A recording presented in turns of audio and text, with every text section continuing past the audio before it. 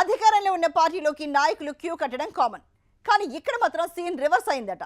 ఆ ఒక్క నియోజకవర్గంపై special focus పెట్టి మరి పార్టీ బాధ్యతలను మోసే లీడర్ల కోసం వేటాడుతోందట గులాబీ పార్టీ. ఇకపై ఆ నియోజకవర్గంలో పక్కా లోకల్ ఫార్ములాతో పాటు బీసీ నినాదాన్ని ఎత్తుకునేందుకు గులాబీ పార్టీ రెడీ అయిందట. అసలు ఎక్కడ నియోజకవర్గం, బీఆర్ఎస్ వ్యూహం ఏంటి? Let's watch the story.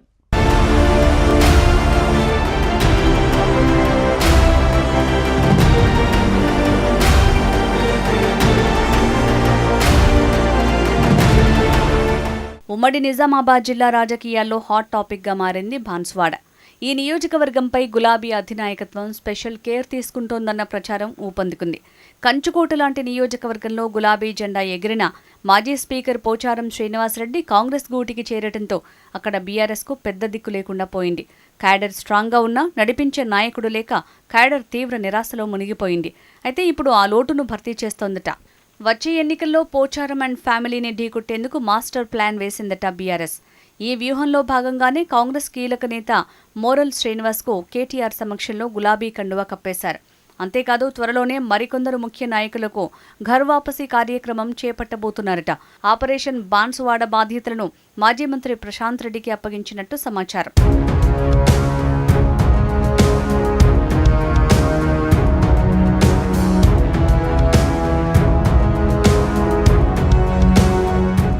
నిజానికి బీఆర్ఎస్ హయాంలో పోచారంకు దక్కిన ప్రాధాన్యత మామూలుగా ఉండేది కాదంటారు కారు పార్టీ నాయకులు. గజ్వేల్, సిద్దిపేట, సిరిసిల్ల కంటే ఎక్కువగా బాన్సువాడకే డబుల్ బెడ్రూమ్ ఇల్లు ఇచ్చారు అన్నది గులాబీ వర్గాల వాదన.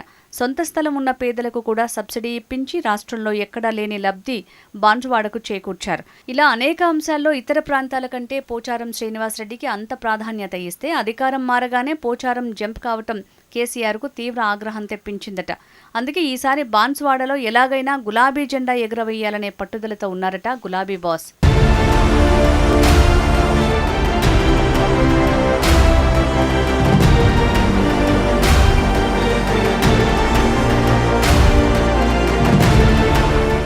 ఇక బాన్సువాడ గ్రౌండ్ రియాలిటీపై బీఆర్ఎస్ జరిపించిన రహస్య సర్వేలోనూ ఓ ఆసక్తికర విషయం బయటపడిందట. నియోజకవర్గంలో మెజారిటీగా ఉన్న బీసీ సామాజిక వర్గాలు ఈసారి పొలిటికల్ జెండా ఎత్తేందుకు సిద్ధమయ్యారనే చర్చ జోరందుకుంది. ఇప్పటివరకు ఆధిపత్య వర్గాల చేతుల్లోనే నలిగిపోయామని ఈసారి బీసీ నాయకత్వానికి నిజానికి బాన్సువాడ నియోజకవర్గంలో దాదాపు 45% నుంచి 50% పైగా ఓటర్లు బీసీ సామాజిక వర్గానికి చెందినవారే అన్నది ఓ అంచనా. అంటే ఏ అభ్యర్థి గెలుపోటములైనా బీసీ మద్దతుపైనే ఆధారపడి ఉంటుంది అన్నది ఈ అంచనాన్ని బట్టి తెలుస్తోంది. ఇక దీనికి తోడుగా ఈసారి బాన్సువాడలో నాన్ లోకల్ వర్సెస్ పక్కా లోకల్ అనే చర్చ కూడా తీవ్రంగా మొదలైందట.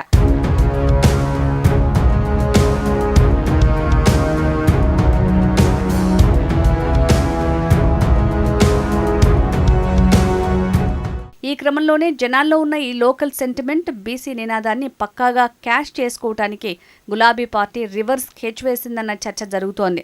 జనం డిమాండ్నే తమ గెలుపు నినాదంగా మార్చుకుని బీఆర్ఎస్ బాన్సువాడ సీటును తిరిగి దక్కించుకుంటుందా, లేక పోచారం శ్రీనివాసరెడ్డి తన సుదీర్ఘ రాజకీయ అనుభవంతో మళ్లీ అక్కడ ఆధిపత్యం చెలాయిస్తారా అన్నది తేలాలంటే కాస్త వేచి చూడాల్సిందే.